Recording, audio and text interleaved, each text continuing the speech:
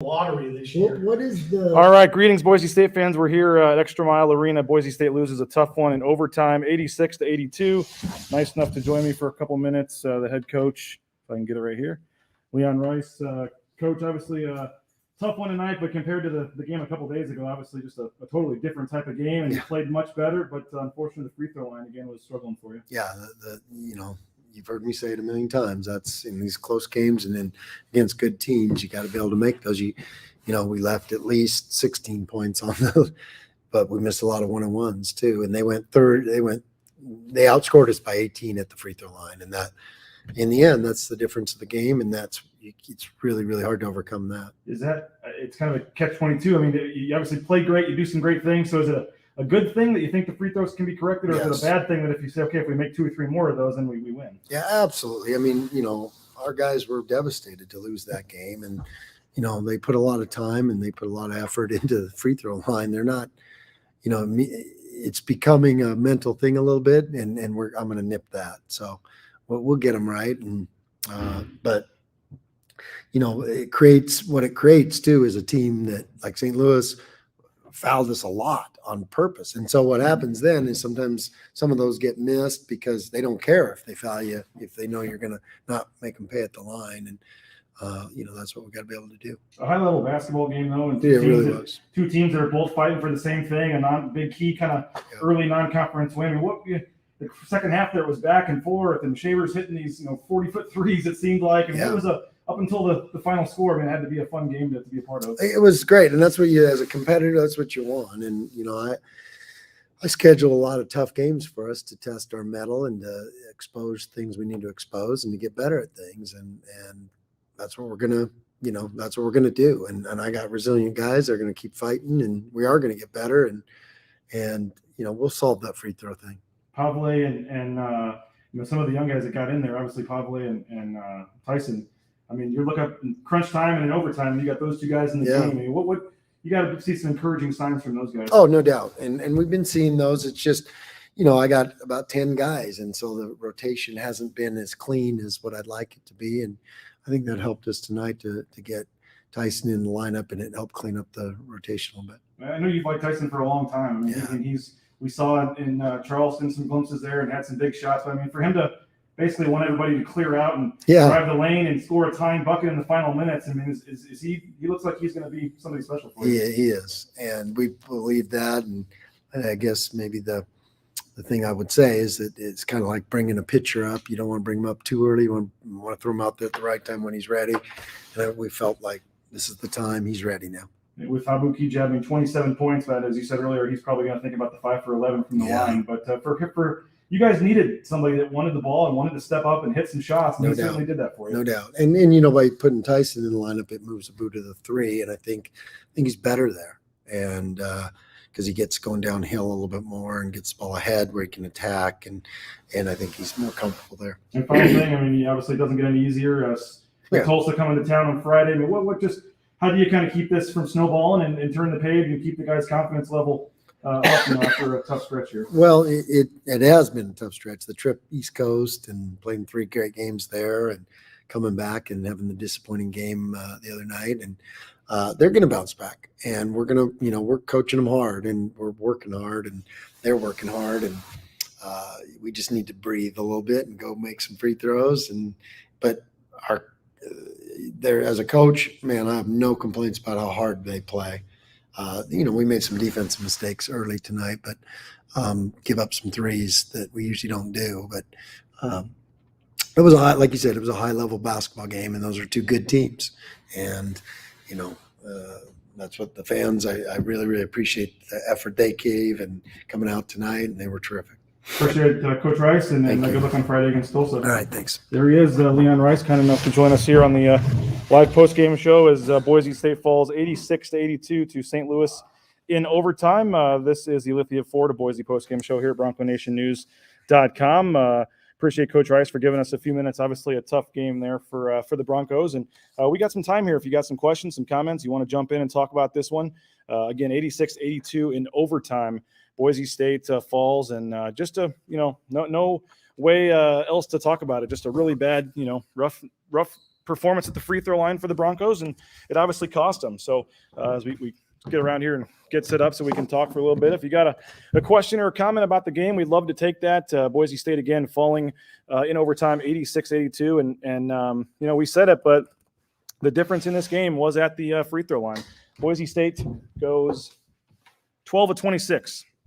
12 of 26 from the free throw line for Boise State. And you have St. Louis going 30 of 34. So 18-point difference at the free throw line. And Boise State falls in overtime by 4 points. So, I mean, it's simple as that. You got to make free throws. So, obviously a very disappointing game for Boise State. It comes down to free throws. If you've got a question or a comment, what do you think of the team? Post it here on Facebook or Twitter, and we'll get to it. Are you giving up on the team yet? Was it one rough game? What was your takeaway from this game, obviously, with, Boise State? There were some good things.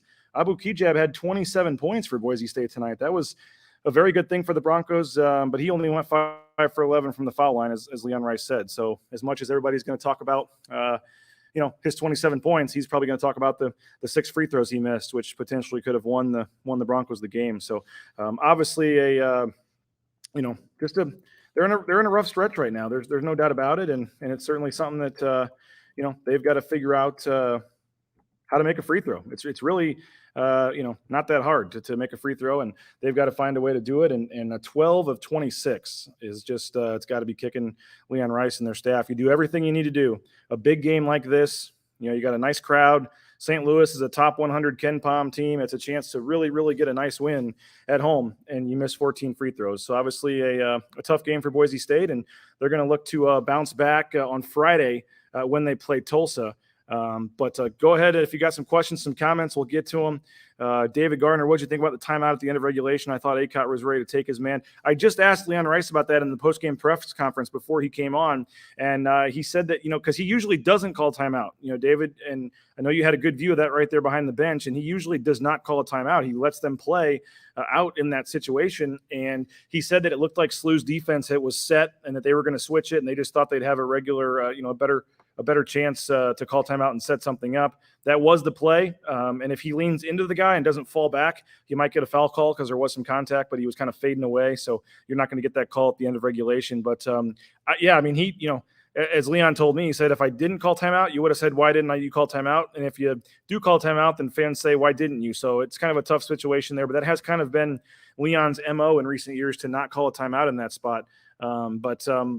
He felt like SLU's defense was set and he wanted to call a timeout, and, went from there, and they got the look they wanted, one-on-one, the clear out, and Acott just couldn't beat his man. And then, the fadeaway didn't work. Carson saying, what's going on with Max? Comes in for minimal time. Could have used him defensively. Max Rice today played 6 minutes, 17 seconds, only took one shot and missed a free throw. So I think he's dealing with an injury or he's hurt or something. He was also minus 11 in the 6 minutes that he was in there. It was the worst plus minus on the team. So his 6 minutes, they got outscored by 11. So that may have been why he went to the bench pretty quickly there. But I think he's hurt. Leon said yesterday that your eyes, you can kind of tell what's going on there. And so I think that he's probably not in the best of health right now. He had off-season hip surgery, off-season ankle or foot surgery, I believe, as well. And so I just don't think something's good with Max Rice right now with the way that he looks. And so it's a fair point, Carson, and for whatever reason, it's just not going well for him right now. Stetson saying, has free throws been a previous issue? I don't recall if it has, but I'm frustrated at the points lost at the free throw line. Yeah, 14 points. You lose by 4, you miss 14 free throws. It's as simple as that. And I think it's magnified even more because they've been bad at free throws all year. And you look at what St. Louis did at the free throw line tonight, 30 of 34. St. Louis was 30 of 34 from the free throw line. Boise State goes 12 of 26, and that's your game. Coming into the game, Stetson, Boise State ranked 346th. There's only 358 Division I teams, and Boise State was 346th with a free throw percentage of 59, I believe, 0.4%, but it was under 60% from the free throw line, which is just atrocious. And that number is going to get worse tonight. So I'll be writing about that, BroncoNationNews.com. That's going to kind of be the focus of my story, the free throw shooting and what's going on there. And I'll have to look at the numbers, Stetson. I don't remember them being an amazing free throw shooting team, but they haven't been horrible and certainly haven't been this bad. So for this to go this way, and again, it's been a problem all season. it lost them the game. I mean, you make a couple free throws, you win the game. It's pretty simple. And so that's what happened tonight. And this is another good one. Appreciate the comment here. And if you got some more, get them in. What'd you think of the loss? Where's this team at? Are you giving up? What do you think of the team right now? Let us know on the Lithia Florida Boise postgame show. We'll be doing this, by the way, every game, every postgame, every pregame. We'll be breaking down the game, talking about it. You just had Coach Rice on live. If you're coming in late here, Coach Rice came on live with us at the top of the show. So when this is over, you can restart it and see Coach Rice. And it was nice enough for him to stick around and come on live after the game and talk about a tough loss. But Devonair Dutrieve only played 13 minutes, only took 3 shots, missed them all, and was -2, and he did not start tonight. I asked Leon Rice about that, and he basically said, alluding to the fact that they need everybody to be team players, basically need guys to be in for the team and moving the ball and doing some other things, and they're not seeing that right now on a Dutrieve. And in the second half, he was nowhere to be seen. He was over there quiet on the bench. I don't want to say pouting, but didn't seem like he was too interested in the second half in the game, sitting over there on the bench. So I think that is a potential problem moving forward. They need Devonair Dutrieve to get back to being, they need Devonair Dutrieve to be the guy that can score, double-digit points on a regular basis. If he's, playing 13 minutes and not scoring or getting one point at the free throw line, this team's not going to be very good. So it was no injury. It's just a lineup change. He's not playing well right now. He's in a rut. And with that said, I thought Tyson Degenhart, who came in the starting lineup in place of him, I thought he played great. Tyson Degenhart played really well. And for him, let's see what his final stat line was. 37 minutes. He went 5 for 7 from the field. He hit a 3, 6 rebounds, 11 points. And, I think took a couple of charges too, had a couple fouls that he drew. 4 fouls were called on the opponent guarding him. So I thought, I think you're going to see Tyson Degenhart stay in the starting lineup. And he's also a freshman. So to think about a freshman and doing what he's doing, that's a very, very, very good sign going forward for Boise State. And Eric saying both freshmen are going to be stars. I thought he was very good. I guess you're referring to Pavle Kuzmanovic. He's actually a sophomore, but Pavle Kuzmanovic hit a couple of huge threes. And just think about where Boise State was at, where they had Pavle Kuzmanovic and Tyson Degenhart in the game in crunch time, down at the end of the game and in overtime. They both started. So I thought Pavle hit a couple of huge threes, had a couple nice passes. He finished with 11 points as well in 21 minutes, hit 3 of 6 from three-point range, also hit both his free throws. So when Pavle and Tyson were on the court, there was some ball movement and there was some things happening. It just wasn't enough. Emmanuel Acott, 39 minutes. He had 10 points. I thought he did some things pretty well, but he only shot 3 for 10 from the field. So, Boise State got out to a really, really nice start. They were up 11-0 in this game, and it was going well. And then all of a sudden, it just went downhill in a hurry. And St. Louis is a quality team. I mean, this is not a bad loss, so to speak. St. Louis is a team that's top 100 at Ken Pom, but it was certainly a game that Boise State could have won and, frankly, should have won. So, that's just a tough one when you go 12 of 26 from the free throw line. David says, I also had a fantastic view of the missed carry by SLU at the end of OT. That was a weird, situation where it looked like Marcus Shaver Jr. got fouled. The guy stuck his foot out, or it might have been an inadvertent trip, but it looked like Marcus Shaver got tripped, no call. And then SLU comes down. It looked like they traveled, no call. And then there's a foul and Boise State has to foul. And then, it actually went against Boise State because they come down with the 3 to try to tie the game. It misses. Boise State gets the offensive rebound, Abu Kijab, but before he can kick it out to some open shooters at the top of the key, SLU smartly fouls him because it's a 3-point game. And so, SLU fouls him, and then obviously they have to go and shoot the free throws, and he missed one of the free throws, so then they didn't even have a choice to try to miss it or, go from there. This question says from Stetson, would you say this is more of a coaching problem or a player execution problem? And again, if you have a comment, we'll take it for a few more minutes here. Get your comments in, your questions. What are your thoughts? I want to know if folks are giving up on this team. Are you standing behind this team? Where are you on this basketball team? They're 3-4 now on the season. And I'll talk about the schedule in a minute. Let's get to the question first. Coaching problem or player execution problem? You can go both ways, but I don't think it's a coach execution problem that they missed 14 free throws. I mean, I know Leon Rice has his detractors. I know people say I'm not critical enough of Leon Rice, and could he have done some things differently in this game? Maybe.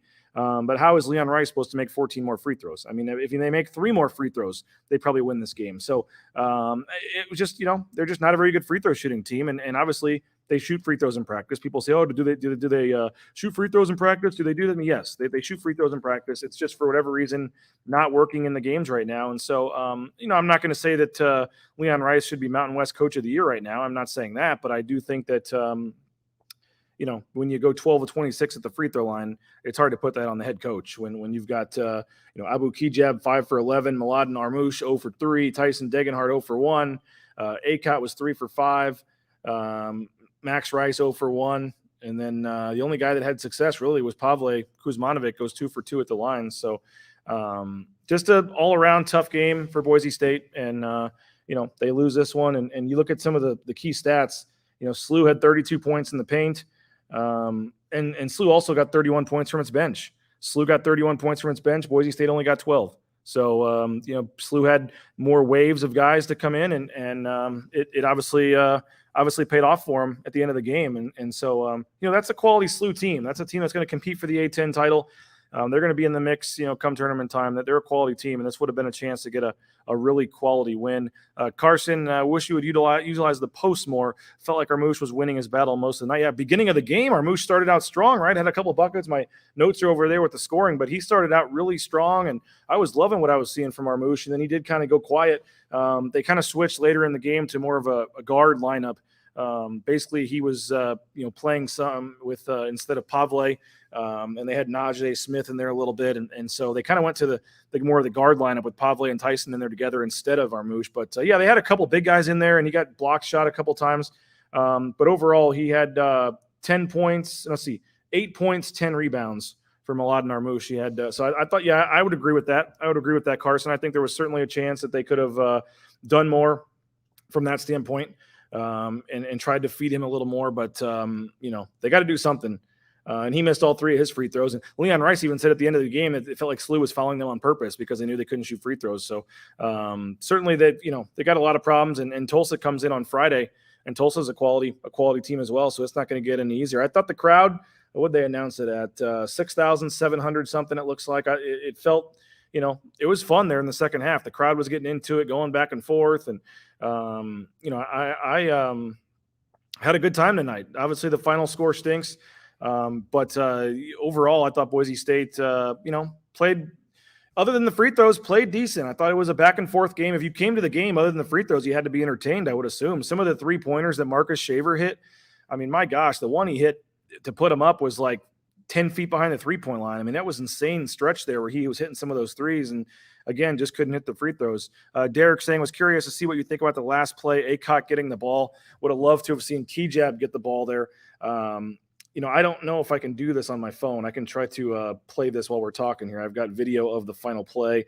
I don't know what it's going to look like when it's on a thing here, but let's see if we can do this here.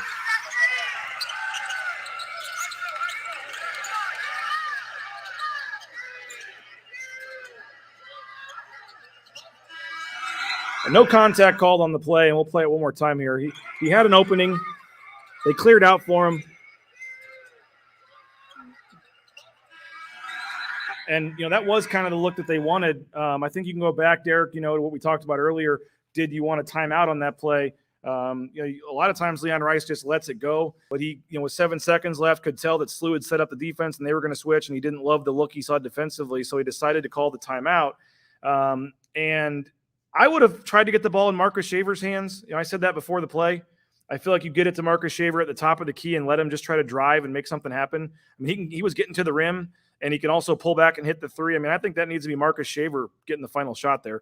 You're saying Kijab. I would have been okay with that too, I guess. Let him in 7 seconds try to drive the lane and get a foul call or get a shot. But I with what Marcus Shaver was doing, I would have given Marcus Shaver the ball, let him either pull up for a three or try to drive and get to the lane. I didn't have a huge problem with Acott getting it. I didn't have a huge problem with the play call. I mean, you saw in the play, they backed everybody out, and he had a one-on-one with his guy and just couldn't get by him and had to fall for the fadeaway. And I know everyone's going to say, oh, terrible coaching. It was the airball, after the timeout. Well, that was the play. It wasn't a terrible call. If it goes in, everybody says great call. It just, he should have leaned in. I didn't like how he leaned back for the fadeaway. He got his defender in the air, and if he had leaned forward, he might have actually got a foul call because there was still some contact, but because he was leaning back, they weren't going to call it, obviously. So, I could see it either way. I could see you calling a timeout. I could see you letting you play it out. And they went with the timeout, and then they got what they wanted. I would have gone to Shaver in that spot personally. And as Derek chimes back in, totally forgot about Shaver. 100% agree with you. His shot was really on in the second half. He was great in the second half, and he finished with 14 points. And if you remember in the last game against CSU Bakersfield, he was, what was he in that game? 0 for 7. 0 for 7 from the field in the Bakersfield game. And he comes back tonight, 3 of 7 from 3, 5 of 12 from the field, 14 points. I like Marcus Shaver. I think he's one of the better players on their team. I think he's a guy that really needs to be utilized more. I think he is a guy that, really needs to just have the ball in his hands more. And that was kind of the goal coming into the year here, was to get the ball in his hands more. But for whatever reason, it's just not, working out right now. 3-4, the Broncos fall to. Here's Mike chiming in. Again, we'll take your comments or questions here. The Lithia 4 Boise post-game show. A great game. Free throws have to be a point for improvement, but a lot to be happy about apart from that. Hope to see the offense continue to be aggressive on the glass and in the paint rather than the opposite.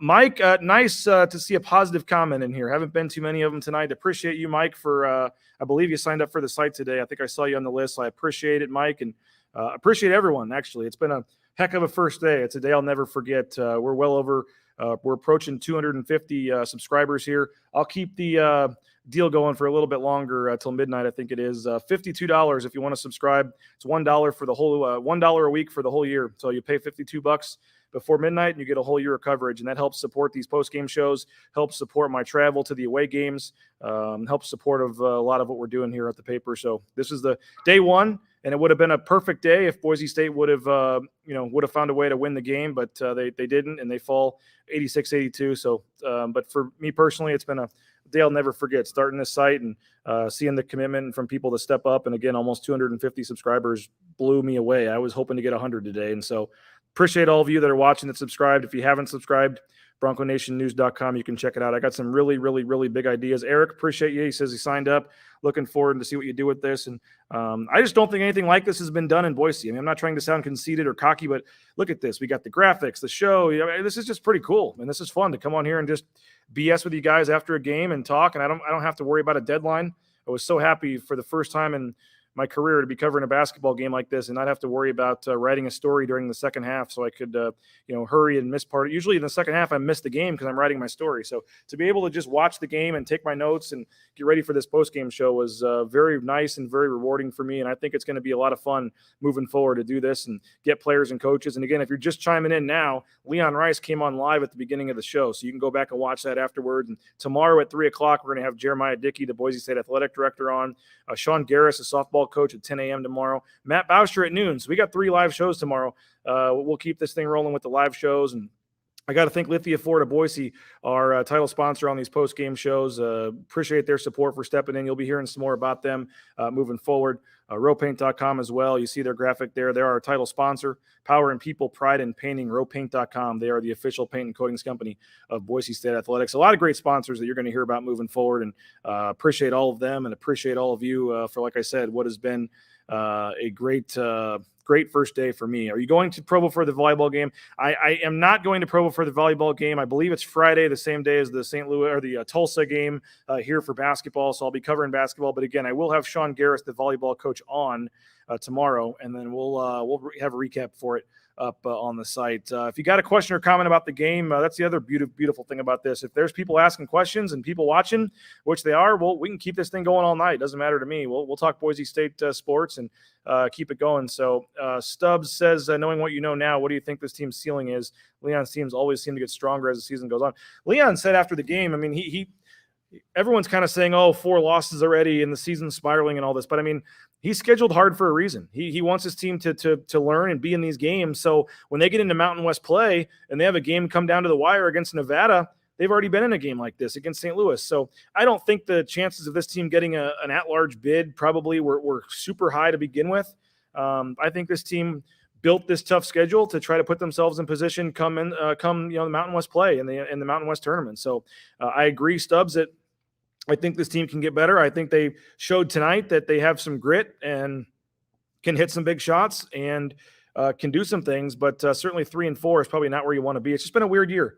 You almost beat St. Bonaventure. You get a nice win against Ole Miss, and then you lose to Bakersfield, and this was certainly a winnable game, and they just didn't pull it out. And so the ceiling, I would say, is going on a run and finishing top 3 or 4 in the conference, probably. I don't know if you can say that you're, would predict them to win it. It wouldn't shock me if they won the conference, but it would be a surprise. I'd probably peg them 3rd, 4th, 5th.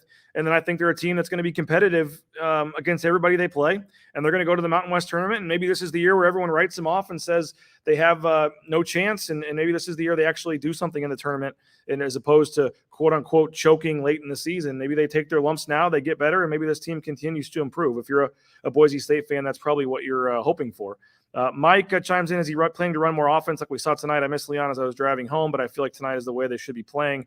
When we're done here, Mike, refire this thing back up on wherever you're watching it, because he just came on and talked to us, and we appreciate that. They ran some plays, they ran some offense. The offense looks great when you make shots, right? And so at times they were, hitting some big shots. At times there was still a little bit of one-on-one. What they finish with assist-wise? Only 11 assists. 31 baskets, only 11 assists. That's not really a great number. That's not a good number. And so they've got to figure that out. But I thought the offense looked good. I think this team is best when they're in transition, when they're getting steals and they're pushing the tempo. There was a great pass, I believe, from Chavez, and a bounce pass threaded the needle on a fast break, and Kejab dunked it in the first half. That was a big, thing tonight. Was let's see what the fast break points. They credited him for 14, but that's when this team is at its best, when it's getting in transition and moving up and down the floor and doing some things. And so, I think that certainly this team is Leon said this team's going to have to win some low-scoring, grinded-out type games. This isn't a team that's going to score 80 or 90 points a game. And, oh, by the way, SLU came in averaging like 87. They were like the number 6 scoring team in the country. Boise State held them well below that until overtime, obviously, when they scored 13 points in overtime. Derek's asking, quick question. I know you're from St. Louis. Were you a Billiken fan growing up? Went to some games back in the Charlie Spoonhour era, and they had, Jim Cruz and who am I missing? Majerus. Rick Majerus had a chance to go to some games, and Rick Majerus was there. And back in the day when they'd play Bob Huggins in Cincinnati, the Chavez Center would be full, 15,000 people. Yeah, it was a lot of fun. I went to Kansas. Wasn't necessarily a diehard SLU fan, but I went to some SLU games growing up, and certainly watched them and rooted for them. But, it was kind of cool. The first day of my new site here, and they're playing St. Louis. I thought that was kind of cool the way it worked out. Stetson chiming in, not trying to be too hard on Rice and BSU basketball. I like Rice, but the recent losses are frustrating, hoping for a strong conference play. You guys are fans. You have every right to be frustrated. I'm not going to rip anybody that wants to be negative and whatever. I don't think it's time to jump off the cliff yet and declare this season lost. They're 7 games in, and they've played pretty close against some pretty good teams. And so I think that, like I said, I think Leon scheduled on purpose like this, and you take your lumps and you hope that you're in a game like this in a month from now in conference play, and you're ready to win a game like that. So, they obviously didn't play great. What was the overall shooting percentage tonight? Let's see here. Shooting percentage, 46.3% is actually not terrible, but again, only 32% from 3. So 8 of 25 from 3-point range is not great. And then again, 12 of 26 from the free throw line really was the difference tonight. And we keep coming back to free throws, but that's what lost Boise State the game here, was what they did at the free throw line. And they're saying they're a better free throw shooting team. We'll have to see it at some point, but they entered the game 346th in free throw percentage. One of the worst teams in the country. And so they're going to have to get that figured out. You just kind of felt it all game, right? They kept missing the free throws, and you just kept saying, in a close game like this, you got to make your free throws. And they just didn't do it, and it cost them. And so, again, Boise State falls to 3-4. Tulsa is up next on Friday. Eric chiming in. If you got any last questions or comments, bring them in here. If not, we'll wrap this thing up, but we'll keep going as long as people want to chat. And we got nice viewership on this right now. So not calling it a moral victory, but after last Friday's game, this game gave me a lot of hope for the season. I agree, Eric. Yeah, you would have liked to have been on the winning side of this game, and you'd feel even better about it. But again, that's a quality team. That team would be one of the better teams in the Mountain West, probably the second, third best team in the Mountain West. That's a good team. And to fight them and play like you did and get the game to overtime and have a chance at the end of regulation to win the game. And how about Abu Kejab taking that charge? You get the ball back. It was a thrilling game, and they were right there and just couldn't pull it out at the end. So, compared to what you saw against Bakersfield, 39 points, and Boise State doubles up with 82 tonight. Certainly a much better much better performance from Boise State tonight, but unfortunately, again, they just couldn't get it done. So 86-82. One final quick plug. You got about 90 minutes if you want to jump on to BroncoNationNews.com. Hopefully you liked what you saw here on the postgame show. If you want to see more of this, hopefully you'll be able to purchase a subscription. It's just $52 for the year. And again, I appreciate everyone's support that already purchased one. It just means a lot to me. This has been a heck of a day for me, and it's been awesome. And I appreciate all the sponsors, all the fans, and it's I've already surpassed way more than I thought would happen. So I'm really excited about this site. I think we can do some really cool things with the post-game shows and the pre-game shows. And I think that this has a chance to be really cool in terms of the interactions we can have. Mike saying 46 on par with the cumulative for like the last 4 years straight. I feel like the short range game could continue to improve, boost that percentage. I totally agree with you there. Daniel Hawk wondering early thoughts on Tulsa. We should be asking Dan his thoughts on Tulsa. He covers Tulsa down there in Oklahoma. Former Boise media member, friend of mine. Dan, good to see you on there. It looks like you're golfing, looks like in the picture there. So hope you are well, man. I need to get a text back to you. Actually, been a really busy day, but I know you texted me and I appreciate that, man. That's going to be a tough game against Tulsa. I know they're not quite as good as St. Louis, but right now any game's a tough game for Boise State, and they're going to have to figure this out and get things going. So head on over to BroncoNationNews.com. I'll have a story about the free throw shooting. We'll have the post-game press conference video from Leon Rice and the players after the game. And then, again, you can rewatch this show if you want, because I had Leon Rice on at the beginning of the show for those that are coming in late. And again, $52 for a year subscription. We'll make one final push here. And then at midnight, it goes back to $70 for the year. So if you want to take advantage of the year and help support me and the site and keep this thing going, jump on over BroncoNationNews.com. Just go to the subscribe button. And we'll be doing these every pregame, every postgame, every Boise State game, the rest of the season, football or basketball. We'll be breaking it down for you, taking your comments, your questions, your thoughts. And it's going to be a lot of fun. This has been pretty cool. It's a great day. Like I said, a day that I won't forget anytime soon to see this happen. So appreciate our sponsors, rowpaint.com, Lithia Florida Boise, the Blue and Orange Store, Crave Delivery, Boise Dentistry, Transportation Compliance Services, you go down the line, United Commercial Insurance, Bauscher Real Estate, Ridley's Family Markets. A lot of people supported this venture, and I really appreciate it. And it's been a great day for me and my family. So would have been a perfect day if Boise State could have pulled out the win. They couldn't. So sorry for that, Boise State fans. But if you want to keep the discussion going, you can head over to the message boards. We got some forums, some message boards going up on the site as well. So that's available for you if you want to check that out. Eric saying thanks. Appreciate that, Eric. Daniel saying keep killing it, man. Appreciate it, guys. So that'll do it. We'll go ahead and wrap it up. 32 minutes. A nice show for tonight. Appreciate you all for participating. I hope you check out the site. I hope you subscribe. And hopefully we can talk Friday after a Boise State win. Boise State and Tulsa. Again, 3 live shows coming up tomorrow. Boise State volleyball coach Sean Garris will join me at 10 o'clock right here on these social media channels. We'll have Matt Bauscher at noon, the former Boise State basketball player, to talk about this loss and break down the Broncos. And then at 3 o'clock, Jeremiah Dickey, the athletic director of Boise State, will join me for a live show as well. So tons of live streaming content coming, tons of other content coming. BroncoNationNews.com is the place that we hope will soon be your number one source for Boise State coverage, and hope you'll subscribe. $52 till midnight. Thanks, everybody. Have a great night. And thanks again, Lithia Florida Boise, the BroncoNationNews.com postgame show. 86-82. Boise State falls in overtime. They'll be back in action Friday at 7 o'clock against Tulsa. Welcome back to the Blue, Albertson Stadium, home of your Boise State Broncos, the bastion of Bronco Nation, a field of dreams where greatness has become a tradition. Whether you're new to Idaho and this is your first game, or your family has had season tickets for 3 generations, Lithia Florida Boise wants you to know you're welcome here.